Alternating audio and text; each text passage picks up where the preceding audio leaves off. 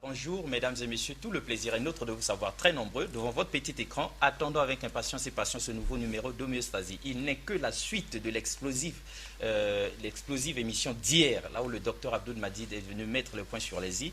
Donc piloté par le président Youssouf Ngolo, sinon mon frère Elenga, le prénom m'échappe.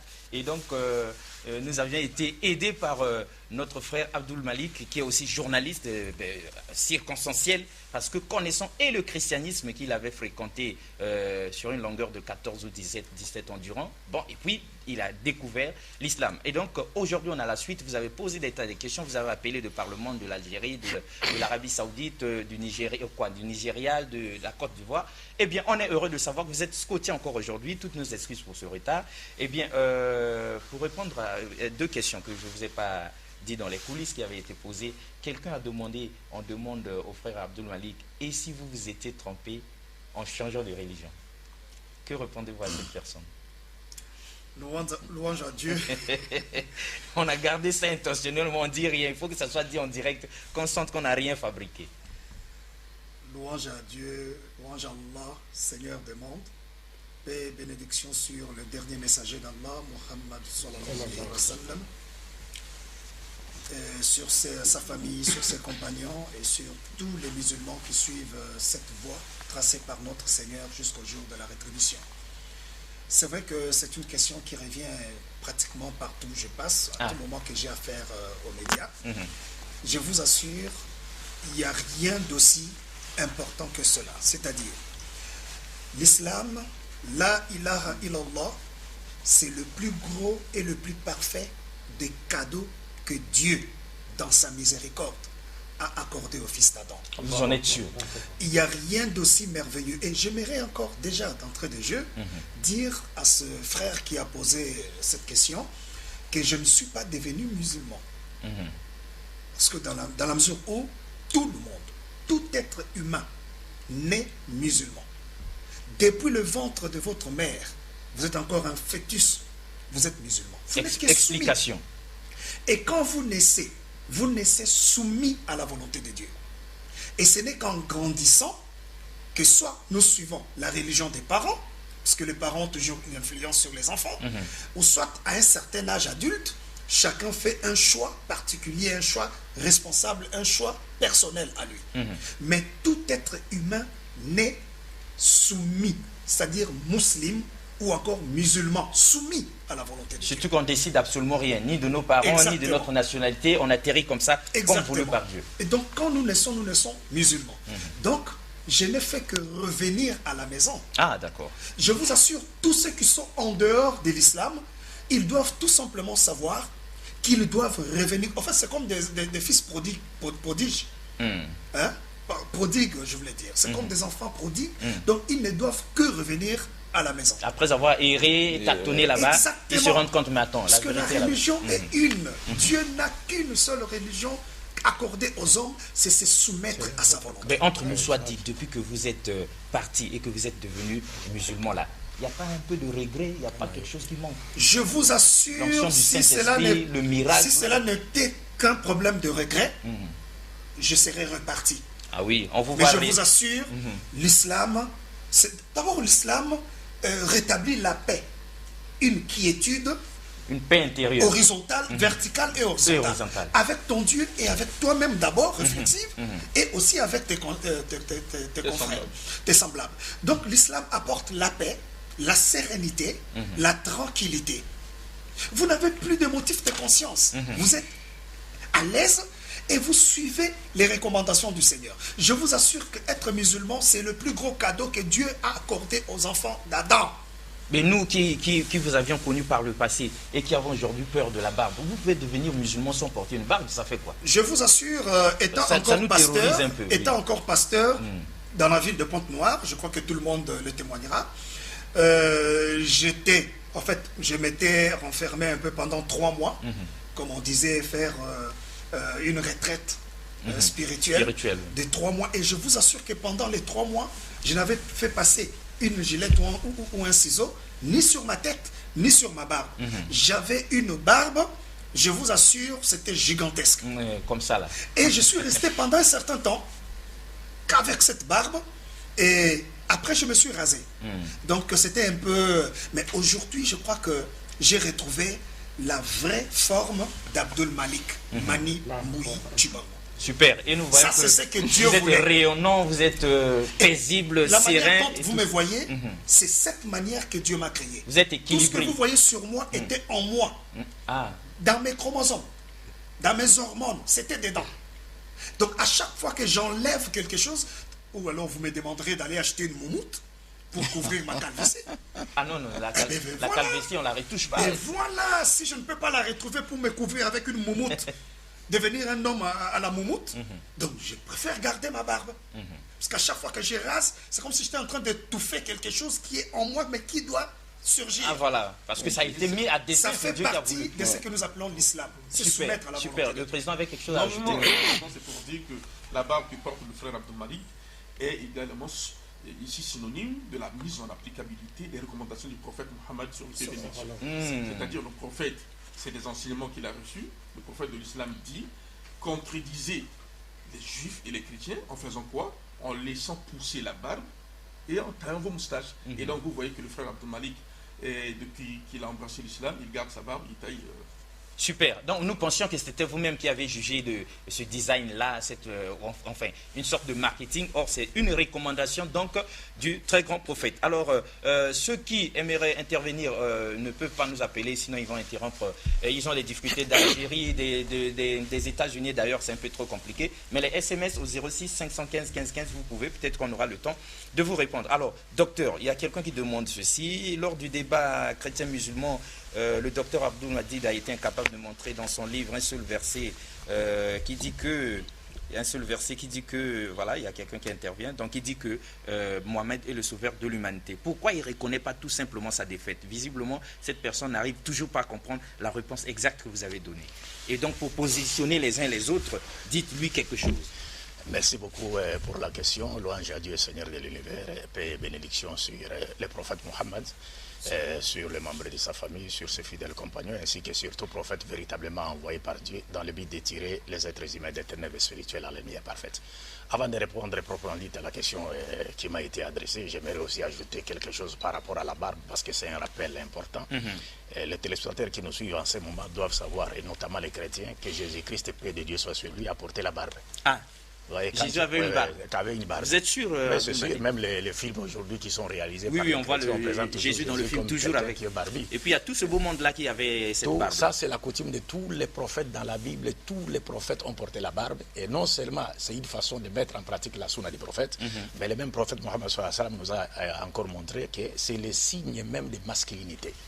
Est-ce que vous comprenez? Donc il n'y a pas de raison que les chrétiens aient peur de la barbe. Mais pourquoi Dieu a-t-il créé la barbe? Parce que ce n'est pas nous qui avons créé la barbe. Mais il y a des gens qui viennent au monde sans porter la barbe, à l'exemple du roi Pélé et autres. Ça, c'est Dieu l'a voulu que ça soit ainsi. Mais du moins, c'est le signe de la masculinité. C'est ce que l'islam nous dit.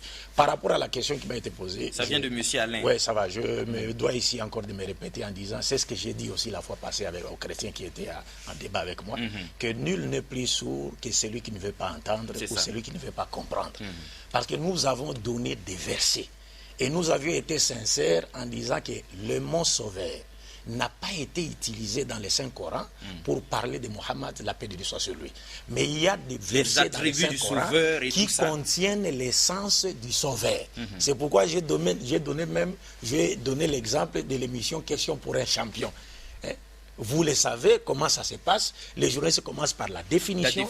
Ils vous lisent une définition. Et ils demandent aux candidats, n'est-ce pas, de deviner sur la définition qui a été proposée pour trouver le mot qui correspond à cette définition. C'est ce que nous avons dit. Et nous avons dit, les chers Elenga hier, a répété les mêmes versets dans la 14e sourate du Saint-Coran, dans lequel, le premier verset, dans lequel Dieu, s'adressant au prophète Mohammed, lui dit, il lui remet la direction, la révélation divine, pour qu'il tire les êtres humains des ténèbres spirituelles à la lumière parfaite.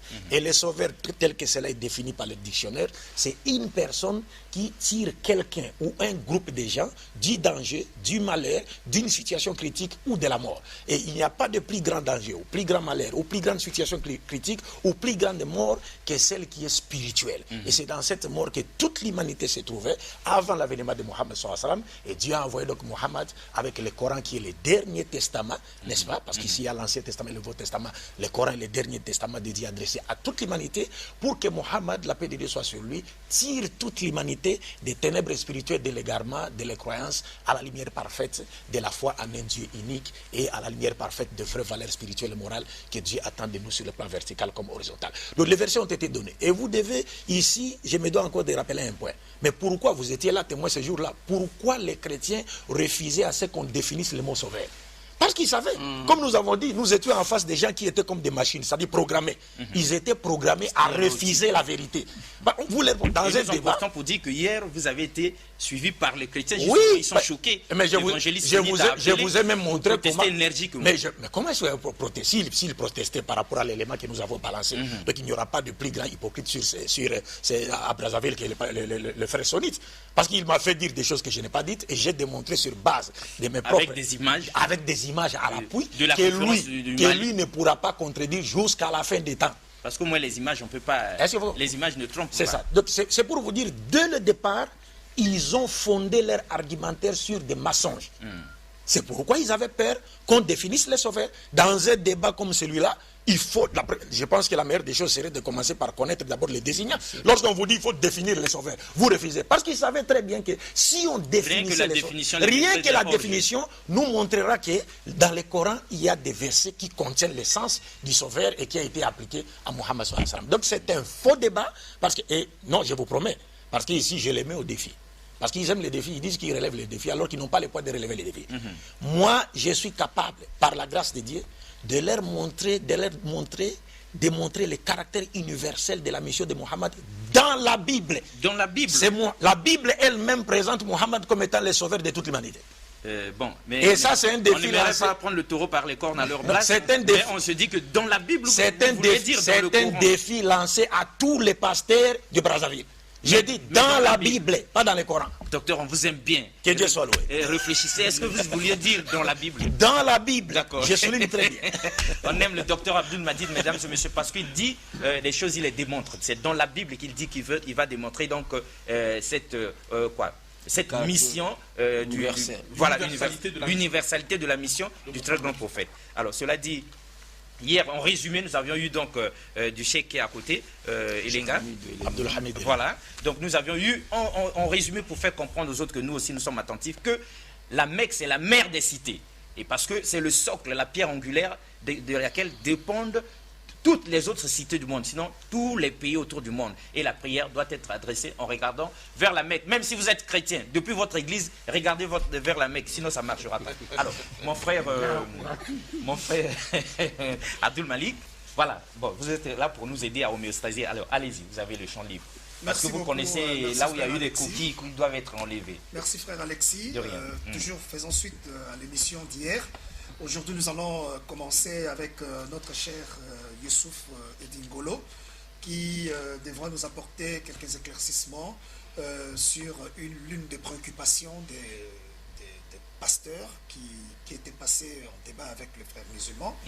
Et donc, cela concernait spécialement le livre saint qui est le Coran. Donc, les pasteurs ont soulevé un élément disant qu'il y avait plusieurs sortes de Corans. Il y avait un Coran que le musulman qui était sur le plateau, donc cher Abdelmajid et cher Ngolo utilisaient. Il y avait encore un autre Coran pour les Ahmadiyya, il y avait un autre Coran pour ceci, pour cela. Donc, cette question-là, j'aimerais que notre cher apporte la lumière là-dessus. Voilà. La lumière sur cette question. Tranchez une bonne fois pour toutes sur cette chose-là pour qu'on comprenne. Je dis au nom de Dieu, de tout miséricordieux, le très miséricordieux, louange à lui seul, Seigneur des mondes, salut, paix et bénédiction sur le sceau des prophètes, sur sa pieuse famille, ses fidèles compagnons, sans oublier tout ce que pour le bien-être de l'islam jusqu'au jour de l'attribution. Aux téléspectateurs, vous avez suivi la fois dernière sur ce même plateau, quand le docteur Abdelmajid débattait avec notre frère, je ne vais pas citer son nom. Ce frère a sorti trois livres qu'il a présentés comme les 3 Corans. Il a dit, vous voyez, en islam, il y a des contradictions même dans le Coran. Et je vous présente le premier Coran, ça c'est le vôtre, celui que vous utilisez. Et le second, le deuxième qu'il a sorti, il a dit que c'était celui des Ahmadiyya. Et un autre troisième. Bon, nous avons compris que le frère, peut-être qu'il n'est pas informé, c'est ce que nous disions hier, qu'il n'y a pas 3 Corans, il n'y a qu'un seul Coran. Si on se fie à ce que nous avons dit hier en présentant le Coran, nous avons commencé d'abord par la définition. Nous avons dit que le Coran c'est donc la parole pure de Dieu, révélée au prophète Mohammed sur le paix et bénédiction. Et ce livre-là, qui est donc le Coran, qui est le dernier testament, comme vous l'avez suivi tout à l'heure, le dernier testament de Dieu à toute l'humanité, n'a pas de contradiction, même pas une seule contradiction dans le Coran. Je vais vous citer juste un exemple avant d'arriver dans les versets du Coran. Aujourd'hui, on peut prendre un musulman qui est ici au Congo-Brazzaville, on le met dans l'avion, il part en Chine le jour de vendredi, on dit dirige la prière, il va diriger la prière du début jusqu'à la fin. Les gens vont prier avec lui, les Chinois, toutes les langues, toutes les races prieront sans difficulté parce que c'est la même lecture, c'est les mêmes versets qui sont ici à Brazzaville, qui sont également, les mêmes versets qui seront lus ici à Brazzaville, c'est les mêmes que nous allons retrouver là-bas, dans les mêmes Corans qu'ils ont là-bas en Chine. Donc c'est pour dire, si aujourd'hui on prend aussi un Chinois, on le fait venir, ou bien un Américain, on le fait venir ici, un imam, le jour de vendredi, on dirige la prière, parce que pour votre information, les musulmans, quand ils sont en prière, ils extériorisent ici un enseignement du prophète Mohammed sallallahu alayhi wa sallam sur base de rituels, c'est-à-dire ils lisent ce qui est dans le Coran, un Coran qui n'a jamais connu de changement, qui n'a pas de contradiction du début jusqu'à la fin. Pour preuve, je vais donc vous citer ici un verset pour ceux qui ont donc le Coran, ils pourront voir sur tous ces frères-là au chapitre 4, verset 82, Allah le Très-Haut dit ce qui suit.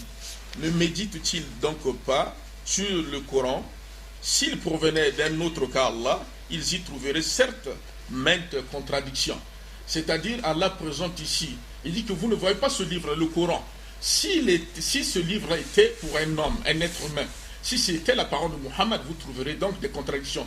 Comme il est de Dieu, c'est Dieu qui a parlé à Muhammad. Vous ne trouverez nulle part une contradiction dans ce livre sacré qui est donc le Coran. Également au chapitre 9 pour terminer, au chapitre, je vais citer ici au chapitre 15, verset 9, Allah le Très-Haut a dit, en vérité, c'est nous qui avons fait descendre le Coran et c'est nous qui en sommes gardiens. C'est-à-dire Allah le Très-Haut qui a révélé ce Saint Coran tient mordicus à sa protection. Personne parmi les enfants d'Adam ne viendra pour changer, ne viendra pour enlever un seul verset, et c'est un défi jusqu'au jour de l'attribution. Moi, je voudrais ici donner à mon frère journaliste, parce que si je lis, les gens vont dire, certainement, j'ai ajouté, je vais vous demander de lire la notation ici, juste cette annotation 2 que vous avez ici, en ce qui concerne ce verset, vous allez lire cette annotation. Ce verset est un défi à toute l'humanité et oblige chacun à croire au miracle de ce Coran. On continue. C'est un fait indéniable, en effet, que plus de 1400 ans après, aucun mot de ce Coran n'a été changé. Attendez, il dit ce qui suit. Ce Coran, c'est-à-dire le livre, c'est un défi. Et c'est Dieu qui a défié tous les hommes. Même vous pouvez vous souder avec les génies. Vous n'allez jamais changer le Coran. Ça fait 14 siècles après le passage de Mohammed sur le paix et bénédiction, ce Coran n'a jamais été changé. Donc, avec on avait jalousement son originalité. C'est Dieu seul qui le protège. Donc, ça n'a jamais été changé. Encore une information pour vous. Aujourd'hui, on peut brûler tous les Corans que nous avons ici, de Brazzaville. Mais le Coran va rester toujours tel qu'il est parce qu'il y a des gens qui le mémorisent par cœur. Et qui peuvent le réciter encore. Le réciter, le réécrire. On les isole, chacun dans sa chambre, ils récitent, ils diront les mêmes choses. Les mêmes mots. Excusez-moi, je ne voudrais pas couper les chers Ngolo, mais je peux ajouter quelque chose en disant ceci. Aujourd'hui, nous pouvons juste prendre 2 musulmans, un lecteur avec un scribe, nous les enfermons dans une salle par exemple avec 1000 chrétiens assistés par le Saint-Esprit. Les chrétiens ne reproduiront jamais la Bible, mais les musulmans vont reproduire le Coran. De bout en bout. De bout en bout. Aucun chrétien ne mémorise la Bible. Est-ce que vous comprenez? Finissez avec la notation. D'accord, ça c'est grave. Donc ça n'a jamais été changé depuis 14 siècles, malgré toutes les tentatives des mécréants de l'altérer. Voilà. Les gens qui viennent, ils pensent, non, je vais changer ce verset. Malgré ce qu'ils font, ils ont toujours été rattrapés. Parce qu'il y a des gens qui mémorisent le Coran. Il y a des gens qui ont tout le Coran. Et quand vous voulez aujourd'hui venir inventer un verset, je vous avoue que même pendant la récitation, si l'imam qui est devant, il ajoute un verset dans un chapitre, là où l'entrée il se trompe, il y a toujours un groupe d'erreurs qui dit non, tu as sauté, ou bien c'est pas ça. Voilà. Est-ce que vous comprenez? C'est pour dire... Il y en a d'autres aussi qui ont mémorisé le Coran. Bien sûr. Oui, oui. Non, bien sûr. Oui, oui. Même les enfants c'est vrai, de ce 8 que vous ans, dites, bien 9 c'est ans. du cinéma. Non, mais écoutez, c'est vrai. Nous avons des enfants de 8 ans, 9 ans qui mémorisent le Coran du début à la fin. Voilà. Super. Monsieur Alex, vous comprenez? Donc c'est pour dire à mes frères, ils se sont juste fiés à ce que nous appelons ici la tradition du sens des versets. Donc les savants de l'islam se sont réunis pour dire le Coran en arabe parce que c'est la langue de la révélation. Comment faire pour que les gens aient ne fût-ce que le sens de ces versets? Oui, comme la question qui est arrivée ici, est-ce que le Coran est traduit en d'autres langues? Bien sûr. Voilà, mais en poser français, la question nous venons ici de oui, en français, la traduction du sens des versets en français. Maintenant, les Ahmadiyya, quand le frère a dit le Coran des Ahmadiyya, les Ahmadiyya n'ont pas un Coran. Ahmed Ghulam qui est né à peine en 1835, 35, comment il a un Coran? Des siècles après le prophète. Des siècles, lui qui vient à peine, un miskin. Comment on peut dire que non, écoutez, il a un Coran? Non, le Coran a été révélé à Muhammad sallallahu alayhi wa sallam, pas sur Abu Bakr, pas sur un autre apôtre, pas sur une autre personne, sauf sur le prophète Muhammad, sur le pays bénédiction. Donc ce livre, le Coran, est protégé par le Seigneur, tel que vous venez de lire dans ce verset. Et autre aspect très important, mon frère, vous savez, quand aujourd'hui les frères disent qu'il y a 3 Corans, c'est parce qu'ils ne se rendent pas compte, même sur la couverture on a écrit la traduction du sens des versets. Ce n'est pas la traduction du Coran. Maintenant, les Ahmadiyya, puisque ce n'est pas des musulmans, et ils se réclament des musulmans, et ils veulent tirer, n'est-ce pas, à changer, je dirais ici, l'explication des versets pour donner raison à leur mouvement politique.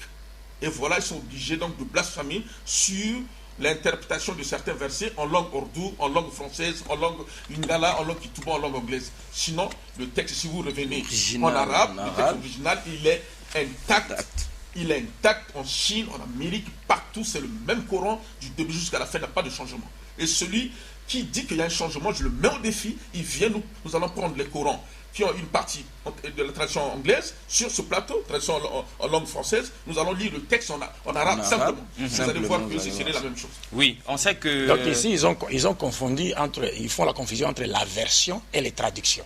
Vous pouvez avoir plusieurs traductions du Saint-Coran en plusieurs langues, mais le Coran reste unique dans sa version originale. Mais cela n'est pas le cas de la Bible. Parce que la Bible a non seulement plusieurs traductions, mais aussi plusieurs versions de la Bible. Il y a la Bible protestante qui a 66 livres, la Bible catholique qui a 73 livres, la Bible orthodoxe qui a 74 livres, la Bible juive qui a 22 livres, la Bible samaritaine qui a au moins 32 ou 35 livres. Et il y a aussi des chapitres qui se trouvent dans cette Bible et qu'on ne retrouve pas dans d'autres Bibles. Il y a des versets également qui se contredisent dans la Bible. Parce que la Bible, c'est un livre qui a été écrit, qui aurait été écrit par plus de 40 auteurs. Et tous ces auteurs ne furent pas inspirés.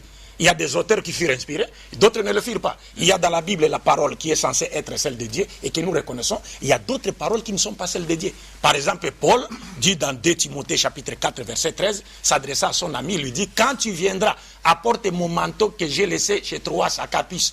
Et surtout mes livres et mes parchemins. Que vient faire le besoin de Paul d'avoir son manteau dans la Bible? Ce que Paul dit à son ami, de lui apporter son manteau, est-ce que cela est la parole de Dieu? Ce n'est pas la parole de Dieu, ça n'a rien à voir avec la parole de Dieu. Son manteau, c'est la parole de Dieu. Il a besoin de son manteau pour se protéger contre les froids.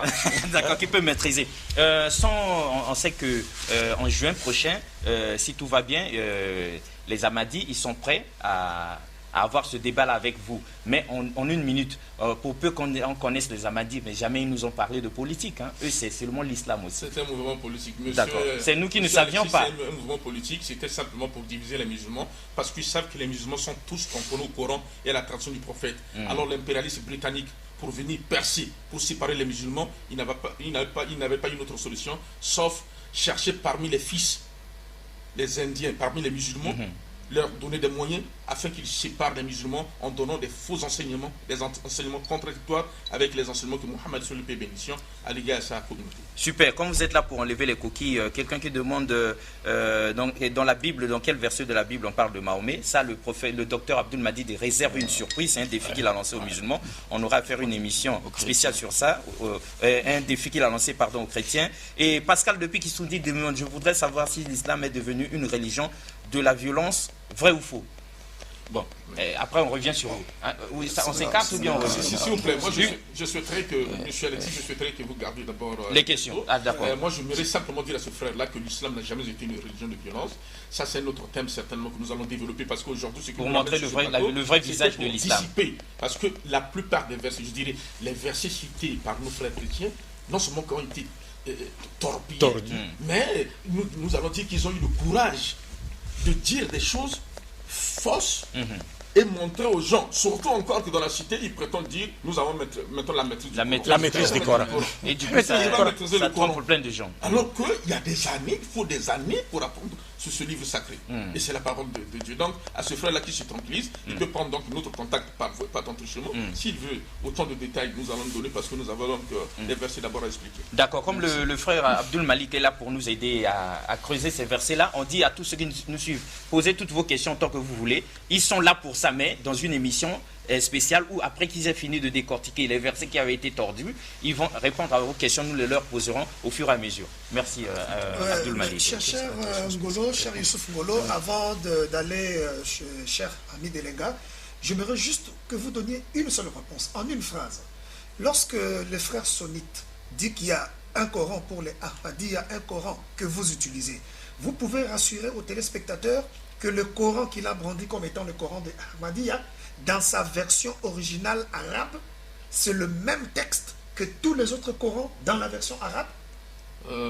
Mon frère Abdul Malik, je jure par celui qui détient nos âmes, si les frères Ahmadiyya eux-mêmes ils viendront le dire, la tradition, c'est-à-dire le Coran lui-même, tel qu'il a été révélé en arabe, c'est le même texte qu'ils utilisent, c'est le même texte qu'on utilise en Arabie Saoudite, c'est le même texte qu'on utilise partout, il n'a pas été changé. C'est au niveau effectivement de la tradition qu'il y a des coquilles, surtout avec les Ahmadiyya, et je dis que je mettrai ici les 2 Corans, ou bien 5, je pourrais mettre 5 Corans, vous allez voir les textes originaux, c'est la même chose, n'a pas de changement. Dieu soit loué. Cher Hamid Delenga, la fois passée, ils ont évoqué également un autre aspect qui concernait la venue de 3 anges auprès du patriarche Abraham, paix d'Allah sur lui. Et après qu'ils ont fini avec le patriarche Abraham, ils sont allés à Sodome pour rencontrer un autre serviteur de Dieu qui était là, du nom de Lot. Mais lorsqu'ils parlaient du sort de la femme de Lot, dans le Coran, ils ont relevé un verset qui dit, je cite une partie, « Nous, entre parenthèses, Allah, avions déterminé qu'elle, donc la femme de Lot, sera du nombre des exterminés. » Et donc, lorsqu'ils ont vu « nous », entre parenthèses, Allah, ils ont dit que ce « nous » Allah, c'est le même « nous » qui est utilisé depuis le commencement, depuis le début de ce même verset. Donc, les anges là, c'était Dieu lui-même incarné dans un corps, Dieu dans la chair, qui était allé voir Lot pour sauver sa famille de toutes les calamités qu'il a déversées sur Sodome et Gomorrhe. Est-ce vrai que c'est Dieu qui était descendu dans la chair? Bismillah, wa salatu wa salam ala rasul karim wa ala alihi wa sahbihi wa man tabi'ahum bi ihsan ila yawmid din amma ba'd.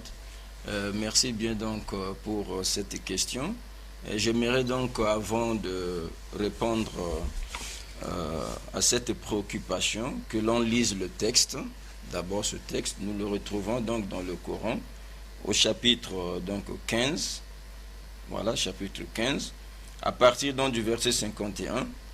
Donc Dieu dit, et informe-les au sujet des hôtes d'Abraham, quand ils entrèrent chez lui et dirent salam, donc salutation de paix, il dit, nous avons peur de vous. Ils dirent, n'aie pas peur, nous t'annonçons une bonne nouvelle, la naissance d'un garçon plein de savoir. Il dit, m'annoncez-vous cette nouvelle alors que la vieillesse m'a touché? Que m'annoncez-vous donc? Il dit, nous t'annonçons la vérité, ne sois donc pas de ceux qui désespèrent.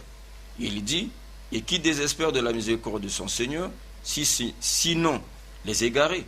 Et il leur dit, que voulez-vous, ô envoyé d'Allah? Il dit, nous sommes envoyés à des gens criminels, à l'exception de la femme de Lot, que nous sauverons à l'exception de la famille de Lot, que nous sauverons tous, sauf sa femme, nous, donc entre guillemets Allah, avions, donc entre parenthèses, Allah, avions déterminé quel sera du nombre des exterminés. Donc ce texte, voilà, les frères chrétiens, avec les lunettes bibliques idolâtres, ouais, donc, vont donc donner le sens de ces versets comme Dieu venu en forme humaine. Parce qu'ils ont lu ce passage avec les lunettes bibliques qui sont donc imbibées des idées idolâtres, d'idolâtrie. Et voilà l'interprétation qu'ils ont donnée. Sinon, comme le cheikh l'a dit, le passage, la version arabe originale, on ne trouvera pas ça. Et il nous explique. Alors, donc, ils ont soulevé là un concept que le Coran n'enseigne pas. C'est-à-dire un Dieu incarné. Dieu venu en forme humaine. Le Coran n'enseigne pas ça. Ce n'est pas une croyance islamique. Ça, c'est une croyance païenne. C'est une croyance païenne, c'est idolâtre. Vous comprenez ça? Bon, donc, avant de répondre à cette question, moi, j'aimerais d'abord présenter Dieu tel qu'il est, de façon succincte. Qu'est-ce que le Coran dit de Dieu? Qui il est? Oui. Et en ce moment, on pourra déboucher à la réponse à cette question-là. Donc, le Coran présente Dieu comme étant un Dieu transcendantal. Il est transcendantal, c'est-à-dire qu'il est au-dessus de toute créature. Là où il est, il n'y a aucune créature. Et il s'est établi sur son trône. Et il est distinct de ses créatures. Il est distinct de ses créatures. Il ne se mélange pas avec ses créatures. Et je peux donc lire au passage 7, ça nous présentons d'abord Dieu enseigné dans le Coran. Pour ne pas qu'un chrétien il se réveille comme ça, comme ils ont fait. Il se réveille pour dire Dieu est venu en chair. Et ils lisent le Coran. C'est faux. Le Coran ne peut pas appuyer pareille théorie. Théorie fausse et erronée, idolâtre et l'incarnation, ça n'existe pas. Donc au chapitre 7 du Coran, Dieu dit ceci. Voilà au verset 54, votre Seigneur c'est Allah. Donc le Seigneur qu'on doit adorer, c'est Allah, le créateur des cieux et de la terre. Donc qui a créé les cieux et la terre en 6 jours, puis s'est établi sur le trône. Donc ça montre déjà la transcendance de Dieu. Donc il est au-dessus, il est établi sur son trône de la façon qui convient à sa divinité, à sa majesté. Qu'on ne peut pas comparer avec notre façon de s'établir sur nos chaises et tout ça là. Non. Nul n'est semblable à lui. Ok? Il couvre le jour de la nuit qui poursuit celui-ci sans arrêt. Il a créé le soleil, la lune et les étoiles, soumis à son commandement. La création et le commandement n'appartiennent qu'à lui. Toute gloire à Allah, Seigneur de l'univers. Donc ici, c'est un Dieu transcendantal.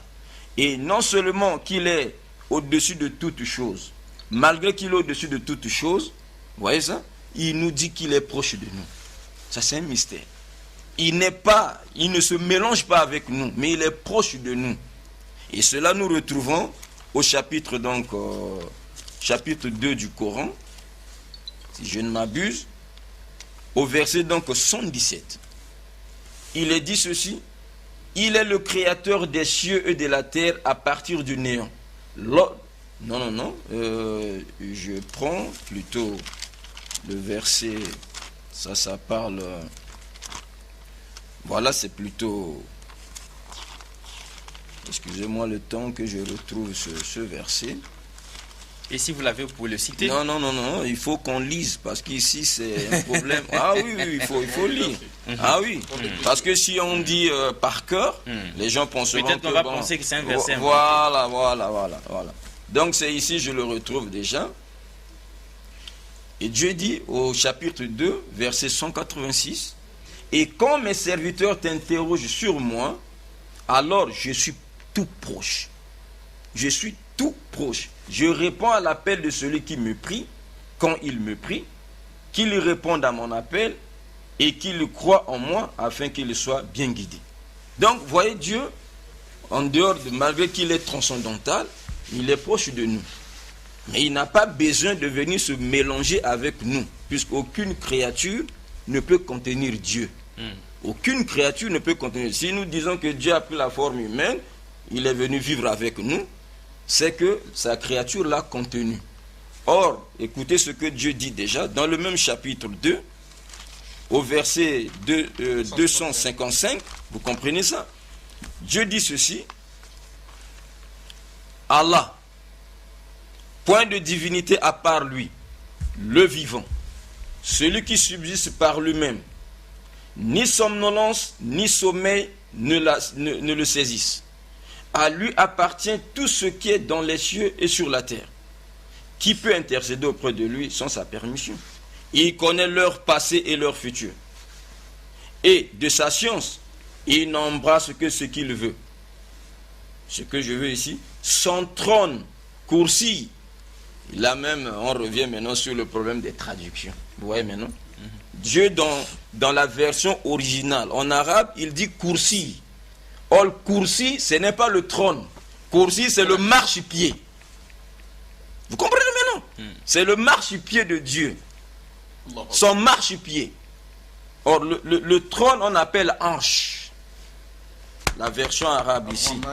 On l'a l'arche istawa. Vous comprenez ça?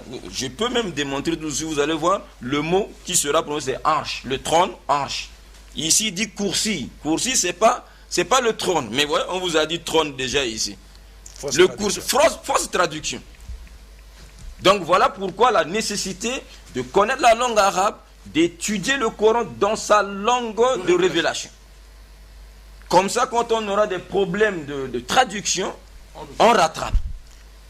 On va rattraper cela en se reportant au texte original. Ok? Bon, dans le coursier ici, c'est le marchepied de Dieu. Comment il est? Il dit: déborde les cieux et la terre. Déborde les cieux et la terre. Dont la garde ne lui coûte aucune peine. Et il est le très haut, le très grand. Ça, c'est d'abord le marchepied de Dieu. Donc, ça, c'est plus large et plus vaste que les cieux et la terre. Maintenant, son trône sera comment? Et lui-même, Dieu est comment? Mais contrairement à la Bible, parce que dans la Bible, on dit le ciel est son trône et la terre son marchepied. Voilà ce qu'on nous enseigne. Alors que le Coran dit que son marchepied transcende tous les cieux. Ça déborde tout.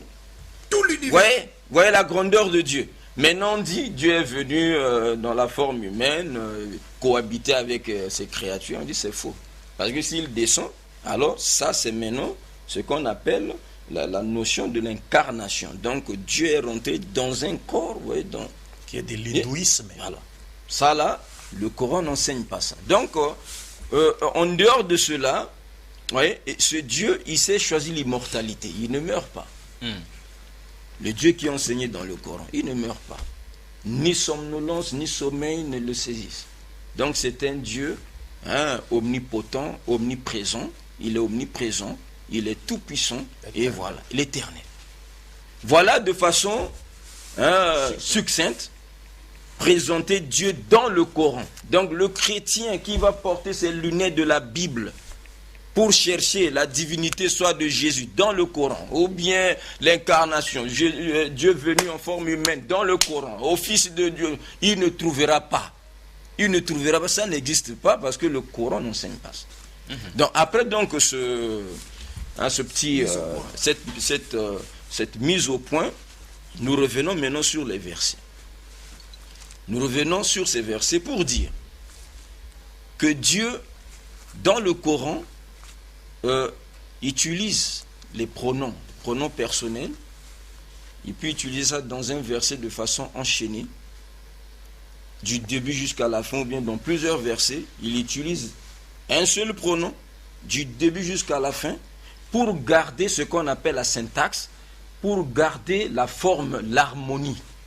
Mais lorsqu'on regarde dans le fond, le même pronom qu'il a utilisé depuis le début du récit, depuis le début du verset jusqu'à la fin, vous allez voir que ces pronoms ne désigneront pas la même chose, la même personne.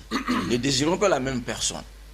Et je vous donne un exemple avant de venir sur les versets que les frères ont cités pour démontrer que Dieu est venu en forme humaine.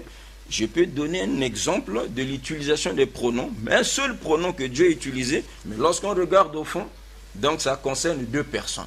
Dans un même verset. Dans un même verset. Alors nous prenons donc le chapitre 48. Rapidement. Oui, chapitre 48. Oui. Alors, Dieu dit ceci. Nous t'avons envoyé en tant que témoin, annonciateur de la bonne nouvelle et avertisseur, pour que vous croyiez en Allah et son messager, que vous l'honoriez. Nous commençons là, parce que L apostrophe, c'est déjà un pronom là. Comprenez? Vous l'honoriez, reconnaissiez sa dignité et le glorifiez matin et soir. Alors, vous voyez le pronom que Dieu a utilisé ici. Quand nous regardons, il concerne 2 personnes. Allah et son messager. Allah et son messager. Or, si nous désignons, nous rapportons ce pronom-là, en arabe c'est hu, on dit litu'minu billah wa rasulihi wa tu'anziru hu. Voilà le pronom. Wa tuwaqiru hu. Le pronom. Wa tusabihu hu. Le pronom. Bukratan wa aswil. Alors, ce pronom-là, vous voyez, concerne 2 personnes. Il y a d'abord son messager. Ce qui concerne le messager, c'est quoi? Pour que vous l'honoriez, on honore le messager, reconnaissez sa dignité, le respectez, et ainsi de suite. Ça, c'est le droit du messager. Maintenant, lorsqu'il dit « et le glorifier », et le glorifier matin et soir, on dit non, ça ne peut plus revenir au messager. Ça, c'est l'adoration maintenant. Ça, c'est l'adoration. Le glorie, ça, c'est l'apanage de Dieu. Pourtant, c'est le même pronom. Oui, c'est le même pronom. Ça change de dimension. Voilà, ça a changé de dimension. Ici, c'est Dieu. C'est Dieu seul qui est concerné ici. Et le glorifier matin et soir. La preuve que c'est Dieu qu'on va glorifier matin et soir, vous allez voir au chapitre 33. Ouais, on a dit. Et vous le glorifiez matin et soir, c'est Dieu. Ouais, chapitre 33. Attendez que nous retrouvions le chapitre. Le chapitre 33. Voilà. Attendez, excusez-moi. Hein? Quoi ça? Le temps passe vite. Sinon, mais ça passe vite, ouais, mais les questions. Bon, on fait fi de ce verset-là, puisqu'on est déjà. Le problème, nous sommes déjà arrivés. Alors, nous prenons rapidement le chapitre 15 maintenant. Là, nous avons compris que Dieu a utilisé le même pronom, mais pour désigner 2 personnes. C'est de la même façon ici, concernant notre chapitre, le chapitre 15. Oui. Avant cela, vous pouvez réciter le verset que vous voudriez lire. Oui, vous pouvez le réciter. Nous gagnons déjà. Termine avec la sourate 15. La sourate 15, parce que là, on nous signale déjà, on va vers la fin. Alors, les téléspectateurs vont donc nous suivre attentivement. Le verset nous dit comme ceci. Nous sommes au chapitre 15, verset 51 à 60. Il dit, et informe-les au sujet des hôtes d'Abraham. Quand ils entrèrent chez lui et dirent salam, ils ont donné la salutation de paix. Il dit, nous avons peur de vous. Ok? Il dit, n'aie pas peur. Nous t'annonçons. Nous. Il a utilisé la première personne du pluriel. Ok? Nous t'annonçons une bonne nouvelle. Ça, nous là, les envoyés, dans les anges ici, là. Nous t'annonçons une bonne nouvelle. La naissance d'un garçon plein de savoir. Il dit, m'annoncez-vous cette nouvelle alors que la vieillesse m'a touché? Que m'annoncez-vous donc? Il dit, nous. Encore, toujours le nous. Première personne du pluriel. Nous t'annonçons la vérité. Ne sois donc pas de ceux qui désespèrent. Ok?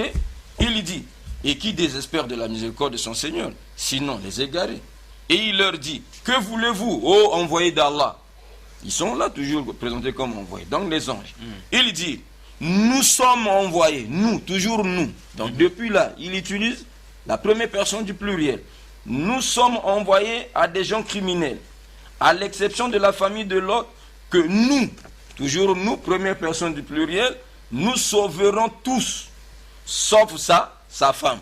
Mais il dit, nous, toujours première personne. Je mets d'abord mon doigt sur hein, le nom Allah qu'on a mis ici, ouais, on dit, nous avions déterminé quel sera du nombre des exterminés. Toujours nous. Maintenant, ça c'est au niveau de la forme, de la syntaxe, de l'harmonie.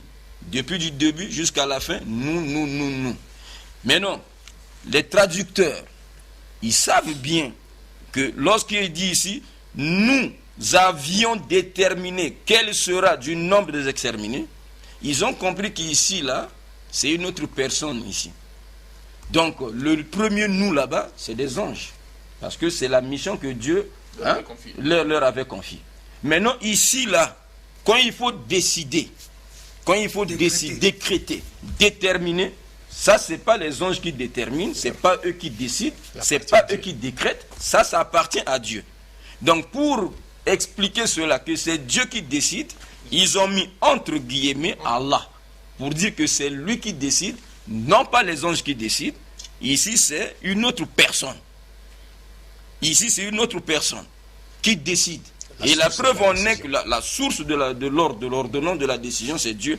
Et la preuve que c'est Dieu qui décide, c'est Dieu qui décrète, c'est là où au chapitre 2, je prends seulement comme ça. Chapitre 2, je prends au verset 117, il dit, il est le créateur des cieux et de la terre à partir de nous. Lorsqu'il décide une chose, il dit seulement soit et elle est aussitôt. Donc ça, c'est le propre de Dieu. Donc, pour ne pas que les lecteurs du Coran, non avertis, tombent dans l'égarement, dans la confusion, ils ont précisé ici, c'est Allah qui décide. Ce n'est pas pour dire que ces anges-là, qui étaient donc envoyés de Dieu, maintenant se sont révélés en la personne maintenant de Dieu, c'est Allah lui-même, il avait pris le corps. Non. C'était pour préciser expliquer le nous ici, vous comprenez, ce n'est pas le même nous d'avant. Le nous ici, c'est maintenant Dieu. Bien que même ces anges-là, en disant nous allons, ils ne sont que les exécutants. Mais celui qui a donné le nom, c'est qui? C'est Dieu. Donc, le même passage-là, nous pouvons retrouver ça au chapitre 29. Rapidement, parce que c'est l'atterrissage. Au chapitre 29, vous allez voir, le même récit est repris ici. Au verset 31, il est dit ceci, vous allez voir. Lorsqu'il va s'agir de la femme de Lot, qui devait périr, qui devait être du nombre des exterminés, ici on a dit nous avions déterminé. Vous allez voir qu'ici, les anges ne parleront pas, nous avions déterminé. Ils vont parler directement à la troisième personne comme ça et ça passe. Pour dire que ce n'est pas eux qui avait décidé, mais c'est Dieu qui avait décidé. 50 000 ans avant la création des cieux et de la terre, Dieu avait déjà décrété tout déjà décidé. Et 50 000 ans avant la création des cieux et de la terre, il avait déjà déterminé que la femme de Lot périra.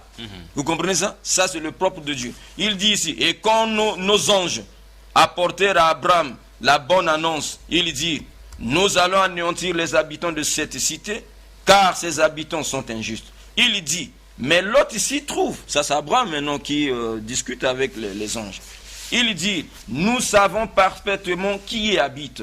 Nous le sauverons certainement, lui et sa famille, écoutez maintenant, excepté sa femme qui sera parmi ceux qui périront. Là on n'a plus dit, nous avions déterminé pour que cette confusion-là soit dissipée. Vous voyez, ici, quand ils ont parlé, ils n'ont pas dit nous, ici, là. Il dit, excepté sa femme, qui sera parmi ceux qui périront, parce que c'est Dieu qui a décidé qu'elles le sont. Bien, mesdames et messieurs, on est arrivé à l'atterrissage. En tout cas, momentanément, le temps, on a été pris de court par le temps. Lorsqu'on parle, on ne se rend même pas compte. Mais c'est vrai qu'il y a peut-être une petite conclusion momentanée avant que nous ne concluions aussi de notre côté. Oui, c'est juste informer aux chers téléspectateurs que nous avons encore des sujets très importants que nous devrions, pour lesquels nous devrions faire certaines mises au point. Malheureusement, comme vous venez de le dire, nous sommes trahis par le temps. Donc nous verrons avec la grâce de Dieu prochainement s'il y aura possibilité de revenir sur ce plateau. Il y aura possibilité parce que d'hier nous doit 40 minutes. Voilà, donc déjà... D'hier TV nous doit 40 minutes. Nous a grignoté hier près de... Et aujourd'hui encore. que nous croyons récupérer ce matin. Alhamdulillah, louange à les Dieu. bons comptes font les bons amis. On va arranger tout ça. Prochainement, je crois qu'il y aura une rétrocession de la part de DRTV. Donc, nous reviendrons, Inch'Allah, pour continuer la suite. D'accord. Et nous... Je peux vous demander de nous lire un petit truc ici? Oui, on est à la fin. Je voudrais juste que les journalistes nous lisent les 2 versets ici, qui ont été d'ailleurs cités par le Cheikh Elenga. Verset 57. Il leur dit, que voulez-vous, ô envoyés d'Allah? Ils dirent, nous sommes envoyés à des gens criminels. C'est-à-dire Abraham, le père des croyants, reconnaît en cela comme étant des envoyés d'Allah. Et non Allah lui-même qui serait venu littéralement sur la terre sous forme humaine, comme l'ont compris les pauvres chrétiens. Évidemment, donc justement, ils n'ont rien compris et ils sont en train de nous regarder aussi. Peut-être qu'ils auront demain à réexpliquer le Coran parce qu'ils en ont la maîtrise. C'est donc pourquoi nous avons dit... Il faut retirer cela. On retire ils n'ont pas la maîtrise. Ils n'en ont pas la maîtrise. Vous n'en avez pas la maîtrise, s'il vous plaît, parce que le fait que les gens aient pensé que vous en avez la maîtrise, nombreux se sont trompés. Et heureusement qu'on est venu remettre les points sur les i ici. Donc c'était pourquoi nous avons gardé le silence et nous nous sommes fait aider par notre frère qui est à côté pour essayer de permettre à ce qu'on enlève toutes les coquilles et que la vérité soit rétablie sur les bases telles que le saint prophète l'avait reçu, donc du très haut. Au revoir et à la prochaine. Merci beaucoup une fois de plus.